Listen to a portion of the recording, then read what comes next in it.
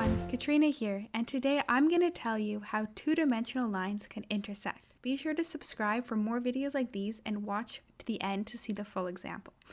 Okay, we're going to go through the three main ways lines in two space can intersect. This is a core for understanding linear algebra and an introduction to vectors, so stay tuned. The first way that two lines can intersect is at a single point. So say we have some line over here in two space, and then we have some other line coming here. We can see that there is only one intersection point, so we will get some value x1, y1, which is the intersection between these 2 points. So we get a single point there. The second way that two lines in two space or in R2 can intersect is that they are parallel and distinct. So actually this means that they never intersect. So that means that there is no point of intersection.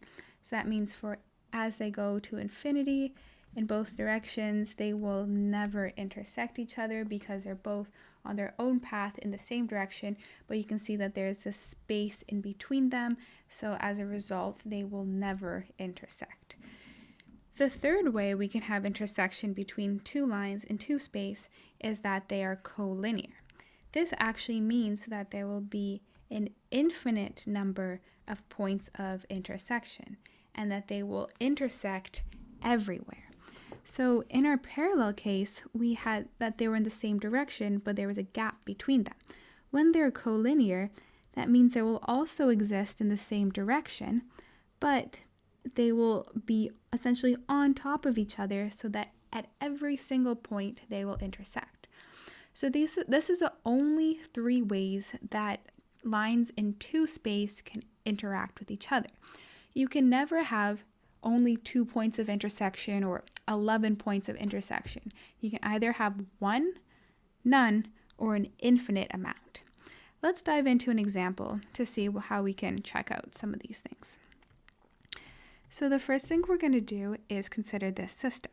So we have 3x plus 12y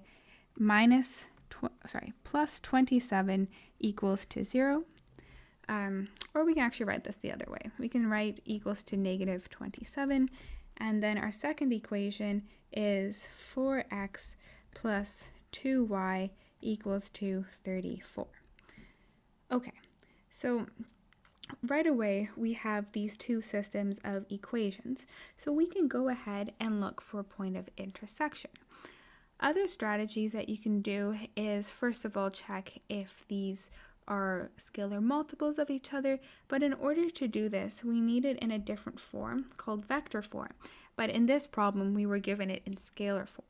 So why don't we go ahead and just use elimination to help us determine what the point of intersection is, if any. So how can we manipulate this equation? So we want to have a common coefficient for one of our variables. So why don't we multiply our equation number 2 by 6? That way we will have 12 for both of these over here. So if we do that, we end up getting, here I can just copy this first section over.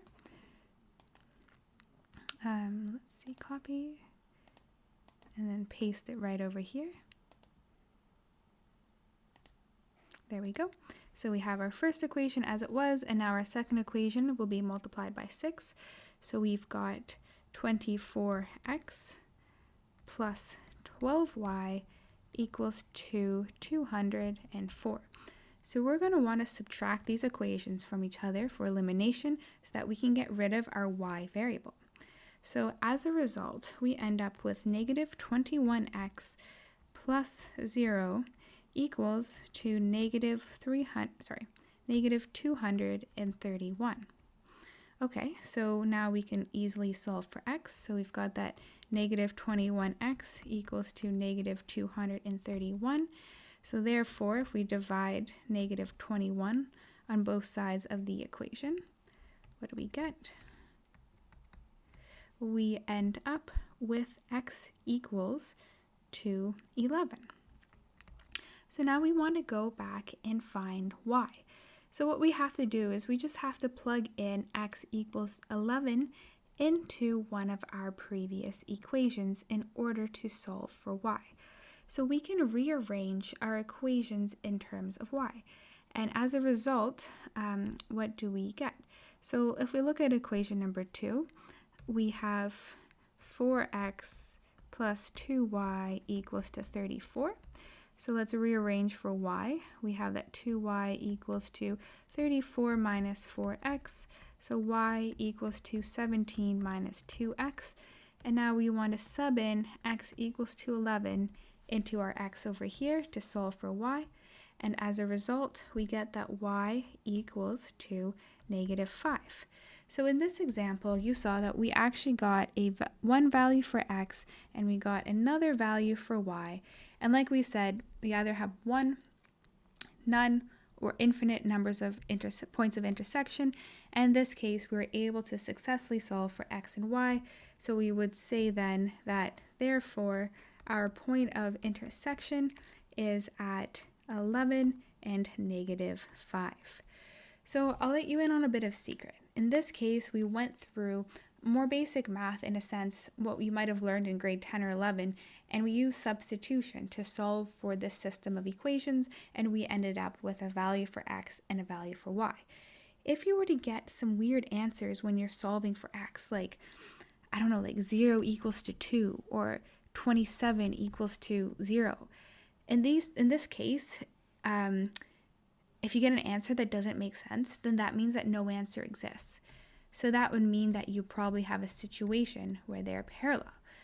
And if you get another answer, for example, where you get like 0t equals to 0, so like a 0 equals to 0 type situation, then that indicates that the lines are collinear. So since in this example, we ended up with a nice answer, a perfect value for x and for y, then that means that we actually have a point of intersection. I'll show you another example right now to give you an idea of how we can check to see if it's either parallel or collinear. So in this example, we're going to have our vectors be given in a vector form. So our first line, we have xy equals to 1, 5 plus s, and then -6 and 8. And then our line number 2 is xy equals to 2, 1, and then plus t times 9, -12. And again, these parts over here, these are our direction vectors.